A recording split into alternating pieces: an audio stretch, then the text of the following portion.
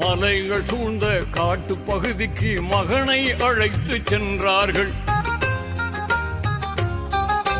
கருங்கல் பாறை அருகே மகனை கனிவுடன் படுக்க செய்தார்கள். மலைகள் சூழ்ந்த காட்டு பகுதிக்கு மகனை அழைத்து சென்றார்கள். கருங்கல் பாறை அருகே மகனை கனிவுடன் படுக்க செய்தார்கள். கூரான நல்ல கத்தியை கொண்டு குரல் வளையை அறுக்க முனைந்தார்கள். கத்தியும் அறுக்க மறுத்ததினால் கடும் பாறையில் கோபத்தில் அடித்தார்கள். பாறை இரண்டாக பிளந்ததுவே கத்தி பாலகனை கொல்ல மறுத்தது.